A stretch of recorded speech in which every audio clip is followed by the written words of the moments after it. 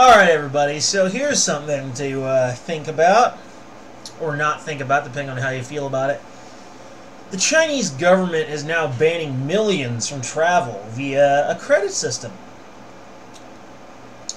China is basically banning these millions of people from travel for social credit violations, which is stated in a document obtained from the National Public Credit Information Center. About 17.5 million were prevented from flying and another 5.5 million from riding the train in 2018. As a report from ZeroHedge.com states, the Communist Party of China, or CPC, says that the social credit system is an essential component of the socialist market economic system and the social governance system. Its aim is to encourage trustworthy behavior through a blend of penalties and rewards for citizens to improve a fast-changing society. After 3 decades of economic reform, offenses can include failure to pay taxes or fines. Jaywalking, smoking, shoplifting, or taking drugs. Penalties include restrictions on travel, business, obtaining loans, or access to education. Companies can lose access to low-interest bank loans or be dropped from government contracts. This is part of China's current system of control, attempting to regulate the actions of billions of people, using social credit to essentially leave people trapped in one location. The CPC launched this system in 2014. Plans are underway to make it go nationwide, controlling both people and businesses. And of course, the human rights activists, as always, have to get involved because they're a bunch of moral busybodies. And they say that social credit is too hard on citizens and may unfairly label them as untrustworthy without their being informed. And of course, another moral busybody and, electrocutor of gays everywhere, Mike Pence, had this to say on the matter. An Orwellian system premised on controlling virtually every fact of human life. And yeah, I mean, that is a pretty normal Western Hemisphere view of things. But apparently many offenses were related to false advertisements and breaking drug safety laws. 3.5 million people have voluntarily fulfilled their legal obligations, which include 37 people who paid a total of 150 million yuan, or $22 million, in overdue fines or confiscations, according to a report by the AP. However, this report gives only little precious detail into exactly how many citizens live where social credit is active.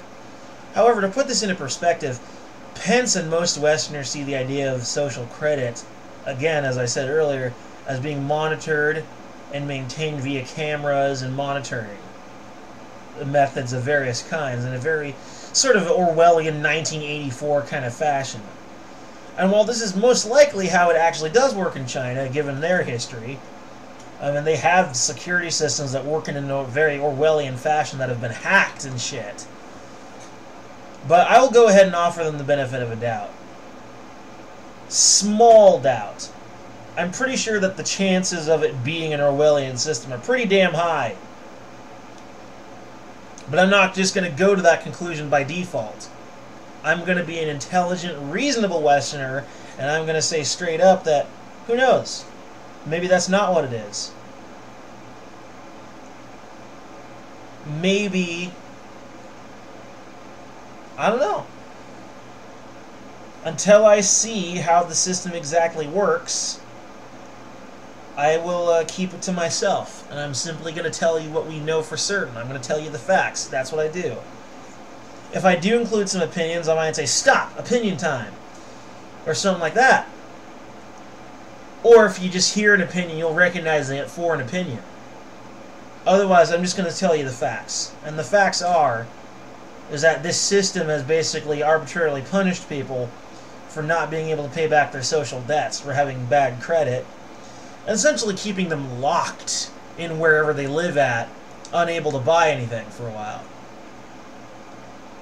Which, not necessarily the most dangerous situation to live in, but it's certainly not very comfortable. In fact, I imagine it's actually rather frightening. Never really knowing where your next meal's going to come from. I think that in their place, I would be legitimately terrified. At the very least, that is a very frightening situation to be in. Certainly. But knowing the Chinese are probably just going to grab a bunch of dogs and throw them in barrels full of hot water or something. I'm not going to go out on about that any longer. I literally just made myself want to cry. Ugh. Bottom line is, just that whole situation in China right now is just... There's not enough words in the English language that I can use to try and explain how fucked up this is, or how fucked up China is in general. I cannot legitimately communicate it. So I'm just gonna say bye-bye.